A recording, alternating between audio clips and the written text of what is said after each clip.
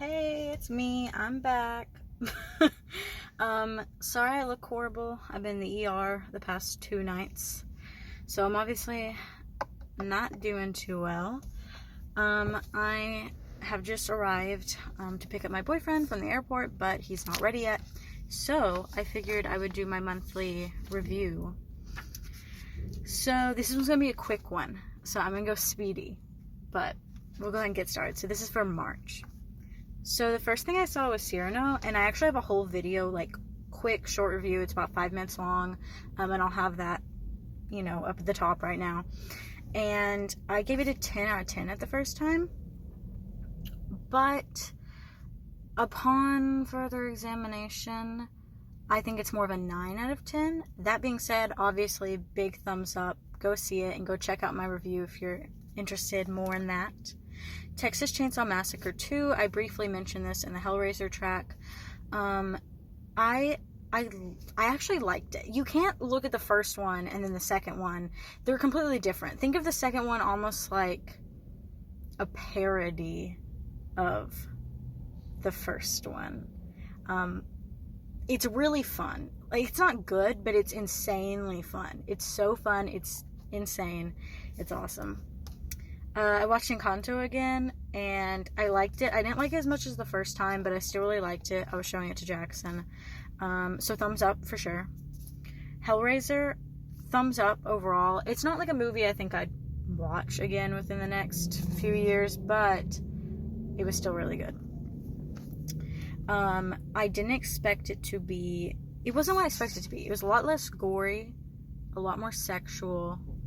And, I don't know, the story just wasn't what I thought it was going to be at all. I didn't know anything about Hellraiser other than Pinhead. And if you want to see, my reactions watching it, there's actually a commentary track for Hellraiser, so I'll put that up there right now. So I'm at a gas station. Then Crimson Peak. I rewatched Crimson Peak. I showed it to Jackson. Thumbs up. I really like Crimson Peak. It may be my favorite Guillermo del Toro thing. I don't know if that's, sacrilegious or something, but... I don't know if the Guillermo del Toro stands are going to come for me, but I don't know. I just really like it. I like the atmosphere. I love the set. Oh my god, the set design, the costume design is so good in that one. He's really good at doing period pieces. It kind of reminds me of, Crimson Peak. It's kind of like if, a Jane Austen story was... also a ghost story. It's like a haunted, more thriller Jane Austen. Then we have Ghostbusters Afterlife. I can't even comment on this one. I couldn't pay attention to it. I was so bored. Granted, I'm not a huge fan of the original Ghostbusters. I think that's fine, but Ghostbusters Afterlife is one of the only movies in my life I've ever turned off. And I turned it off. I just halfway through, I was just I can't do this anymore. So thumbs down, obviously.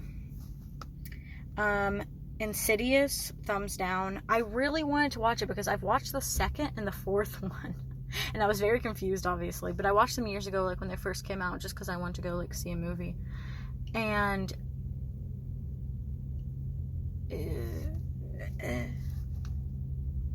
it's the pacing is horrible, James Wan. It is so slow, and I like slow movies, and it is slow for me, which is saying something, so that means it's really slow.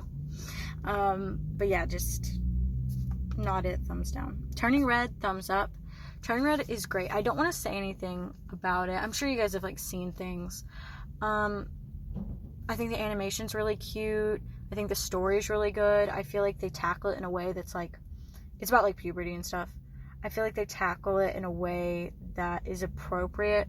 It's about puberty and generational trauma, Encanto is about generational trauma, but it's also about generational trauma, and I feel like they tackled the whole thing in a way that was really well done, and actually flat out said stuff, they addressed periods straight up in a way that is still appropriate for kids. And there's been some weird backlash about people. Anyway, if you know that, sorry you had to hear about that, and if you don't know about the backlash, then I'm not even gonna go to it because it's so ridiculous. But all I'm gonna say is that if you are sexualizing the stuff, that's on you. That's not on the movie. There's nothing inherently sexual or anything in the movie. You're reading into shit because you want to read into shit. And that's weird, and that's on you. The Adam Project, thumbs up for me. The Adam Project is really good if you like Ryan Reynolds. It's just a Ryan Reynolds being himself fest. If you don't like Ryan Reynolds, you're going to hate it. And if you're neutral on Ryan Reynolds, then I feel like you would like it. Because it is like a fun movie. It was a lot more heartfelt and like, I don't know, especially if you're like close to your parents, or if you're not close to your parents, or if you've lost a parent. I feel like it just tugs on the heartstrings. Then I watched Bird Box again. I don't know why we were so obsessed. I mean, I never thought it was like a great movie, but I don't know why we were so obsessed with this movie for a while. That movie fucking sucks. That movie is so shit. It's just like a bunch of way better movies. Like, and it makes you just want to be watching the better movies. Which is not a good thing. So thumbs down for Bird Box. Granted, if you haven't seen it, like, I feel like that's a movie that you would like a lot more if you were like a huge fan of Sandra Bullock. Like, if you love Sandra Bullock, Sandra Bullock is very Sandra Bullock in it.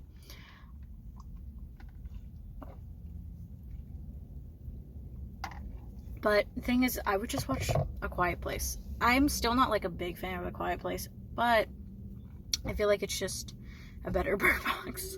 So I would just watch that. Then watch Dear Lim and Lima. It was so sweet. It was not what I expected it to be at all. It's like technically appropriate for kids, but it's like a lot deeper and darker and more indie than I expected the vibe to be. It's really sweet. It's something that's like appropriate for kids, and I think it's supposed to be for kids, but I don't know. I feel like I got more out of it as an adult than I probably would have as a kid. I feel like it's a good movie to watch, probably at the age of the characters, which is they're freshmen, question mark. I think I think the main girl's a freshman, and her like boyfriend character is a sophomore and stuff. So it's, you know, it's early high school. I feel like it'd be good to watch like late middle school, early high school. Thumbs up if I hadn't already said that. Eddie's $1 Million Cook-Off. This is like an old Disney movie. I would say thumbs down. Like, unless you're driven by like nostalgia for it, it's just the plot of High School Musical, but with baseball and cooking, instead of basketball and musical theater. And I just feel like it's not as entertaining and stuff as High School Musical, so I would just watch that instead. Bobby Flay's in it though, which is interesting, so there's that.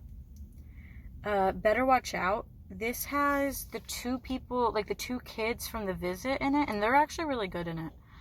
And then some kid I don't recognize who's really good in it. And then that's pretty much main cast. I don't want to say anything about it because I don't want to give anything away. I think it's worth a watch, but only if you like being annoyed. It's a horror movie. It's like a Christmas themed horror movie. It was so annoying. Like, though it's a horror movie that I don't feel like the victims make stupid decisions.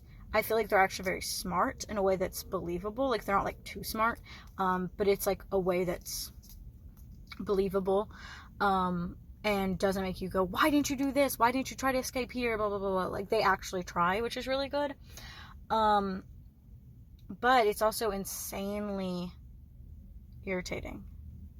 Like, because you keep going, like, no! Because plans keep getting foiled, and you're like, oh my gosh. So if you like being annoyed, if you want to Home Alone, but you're, like, annoyed, then watch that. The Strangers. I finally got around to watching The Strangers, and it was dog shit. Everyone's been saying it's so good. I thought it was shit. I was giving it a chance. It was suspenseful, but then it got really boring. I felt like the pacing was bad. And then the ending was horrible. It was so bad. Oh, it's raining. Just the whole ending was, like, just so shit. And the last, like, scene was so bad, and the scene before that was so bad. And I actually took a clip. I don't know why they chose to include this. It's this kid. It's like one of the last scenes in the entire movie. It's like the ending. And these two kids get out. They're like Mormons or Jehovah's Witnesses or something. And like the one kid straight up looks at the camera and smiles, and they didn't cut it out.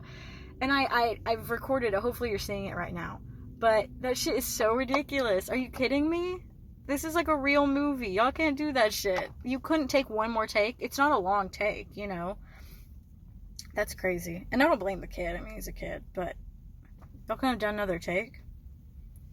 And then Twilight. Thumbs up, obviously. Love Twilight. I'm obsessed with Twilight. I've got my Edward New Moon zip-up hoodie over here. I really like Twilight. I feel like the first one's the best one. There's a lot of things I like about New Moon, but I feel like the first one's a really good length, and the tone they set is really good. M. Night Shyamalan once described the first Twilight movie as tonally perfect, and I have to agree with that. I feel like tonally it is perfect. It's really consistent, and it's really good. Like, say what you want about Twilight, but that movie has a tone. Whether you like that tone or not, it's got one, and it fucking sticks to it. New Moon, thumbs up. Love New Moon. Again, like, I don't feel like there's anything for me to say about Twilight movies because I feel like I'm incredibly biased. I literally have a Twilight fan account. by.4, the number 4, .twi, Twi, on Instagram if you're interested in checking that out. Bye for Twi. And so, yeah, I feel like I'm really biased, so it's just gonna be thumbs up. Eclipse, thumbs up, but Jacob annoys the shit out of me. Actually, I have a video about Jacob annoying me and Edward doing the right thing, which I'll link right here. Damn, Rain. Breaking Dawn Part 1, thumbs up. And then I didn't watch Breaking Dawn Part 2. I'll get around to it, but I don't rewatch that one often because I think it's the worst one, which is unfortunate because it's the last one. Oh my gosh. This rain is ruining my filming. Okay, I'll give it a second. I'm really sorry about the rain. It should stop soon because it's a little bit lighter, but I don't know why it's doing that, and I don't know why it's so loud. I'll try to reduce background noise in editing, but we'll see. Okay, TV shows. Plus, like, 5 people watch these videos, so, you know. I wish it was very soothing rain sounds instead of this plop, pop, whatever. Okay, TV shows. Stranger Things Season 2. Thumbs down. I hated it. I didn't like it the first time I watched it. I binge watched it the day it came out with a bunch of people, and I thought that it was really bad compared to the first season. And I am sticking with that for sure because it was so bad compared to the first season. It did a bunch of things that the first season did right in a weird way that it's just weird. Like, the season after, it just seems like so boring and predictable because we literally just saw it done. The whole side plot with, like, Eleven's mom and the sister and all that, it's just, like, I feel like that could have been cool, but it was just done in a way that was so cringy and, like, obvious and boring. The dance scene at the end is really good. But that's, like, about it. I felt like there wasn't any other scene that wowed me. Like, there were scenes in the first season where it's like, I feel like the first season was a little slow, but constantly scenes were wowing me. Second season, nothing.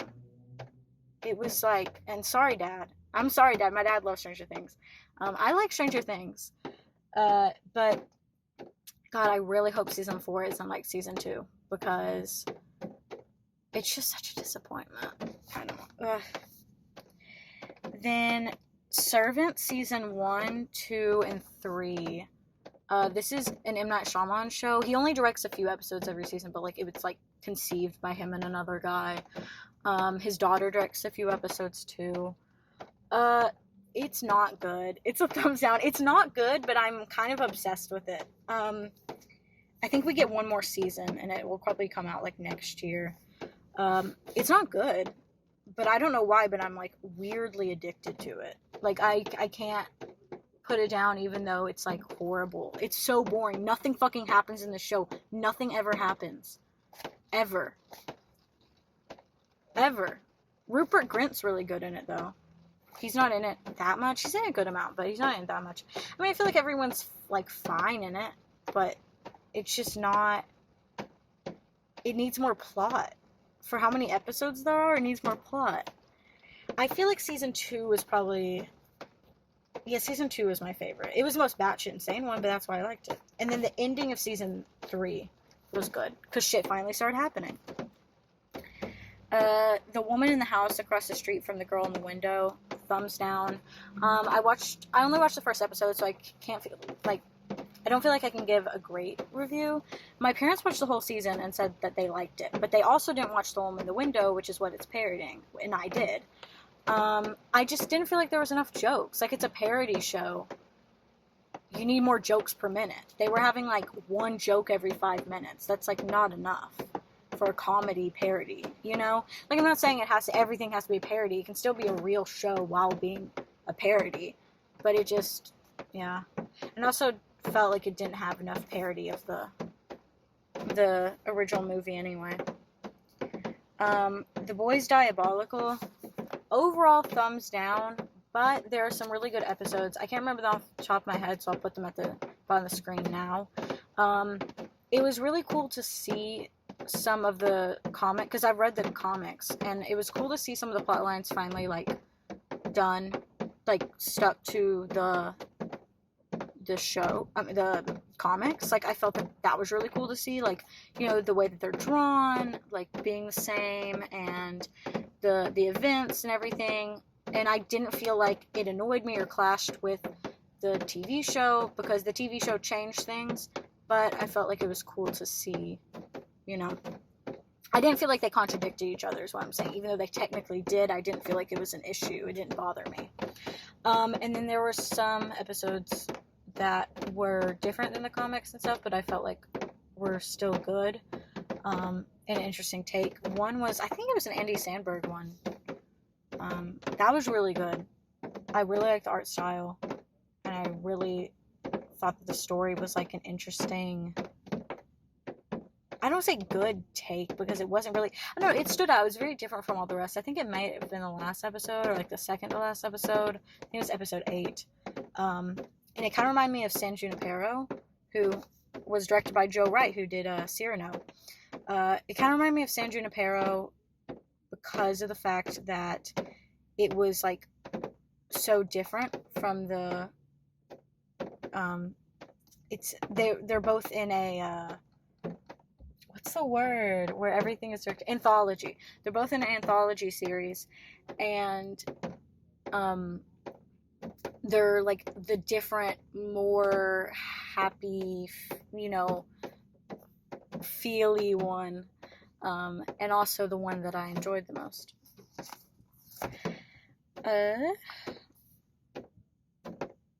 Love is Blind Season 2, banger season. I thought the first season was juicy. Second season's a banger. It's my favorite. It's probably, well, it's kind of been dethroned, but it was my favorite reality series. And it's good. It's juicy, and the reunion's juicy. It's good.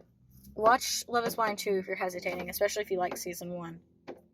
Bachelorette season 15. I've already seen it. I just rewatched the first episode. I'm gonna finish it again later, but that's the one with Hannah B. I really like that season because I like that Hannah B stands up for herself, and I like her personality, and I think that she's very, I don't know, she's just a very charismatic person, and I enjoy her as the Bachelorette, which is why it makes the season bearable, because I'm usually not like a Bachelorette person. God, the rain. Real Housewives of Salt Lake City season 1. I'm about to start season 2 with Jackson. I've been waiting on him. It's so good. I think that has to be my favorite reality series now. Like, just Real Housewives of Salt Lake City. It's so juicy because you have Mormons and ex-Mormons, and this one woman owns a cult and is married to her step-grandfather, and, like, this other woman is in jail right now, and, like, the second season has her getting arrested and shit. It's insane. It's crazy. It's so juicy. So good. The Society, thumbs up. I'm really sad I didn't get a second season. I'm actually very bitter. It was a lot better than I expected it to be. It gets better as it goes along, for sure. There's this one scene that I'm just going ahead. So I'm not going to spoil what happens in the scene, but I'm going to spoil what the scene is. There's this one scene. I'll just say it's an execution scene, and it is handled insanely well. I've never seen like the death penalty or like an execution handled that well in my life. I've never thought of it being handled that well. It was so raw and slow and real. I didn't feel like it was dramatized, nor did I feel like it was sugarcoating it. It was just very real, which is really scary in a show that's like entirely a cast of kids. Like, that's just a really scary, I don't know, it's like Lord of the Flies, but what's that one movie I watched? Is it Voyagers? Or is it Passengers? Passengers is the Chris Pratt one, I think. Voyagers, I think, is what it was. And that was like Lord of the Flies in space, and it was shitty. This is like Lord of the Flies in an alternate dimension, but it's good. Flavor of Love. I've already seen this before, but it was years ago. Thumbs up. Again, just watched the first episode. Gonna continue it later. I do watch parties with friends and stuff, which is why I have done some of the reality ones sporadically. And love. It's so funny. It's so stupid. There's so many good characters on there. Oh my god. Flavor Flav is so ridiculous, and he's so good for TV. And like Tiffany New York Pollard, obviously incredible. But then like there's so many other good characters, like Oyster and Hoops and Pumpkin, and it's just good. It's just good. Outer Banks season 1 and 2. Season 1, thumbs up. I feel like they're both a thumbs up, but season 1 I think was like a lot better plot wise. Season 2 was like almost like a parody of season 1. It was like the events of season 1, but like bigger and less believable. But it was still good. Outer Banks is like a soap opera, but for teens. And like, but not shitty like Riverdale, if that makes sense. It's like a soap opera like Riverdale is, but it's actually well done and enjoyable. It's kind of like if you combined a soap opera, Riverdale, Euphoria, and like Pirates of the Caribbean. Like that's what it is. That's like the only way I can think to describe it. But yeah, it's good. That was another thing, like The Society, that was big a few years ago that I just never watched and was pleasantly surprised. I'm excited for Outer Banks season 3 for sure. I need it to come out sooner. So yeah, that's it. That is my review. Mwah. Bellissimo. Is that the word? I don't know Italian. But yeah, so that's March, and I'll see you guys in April.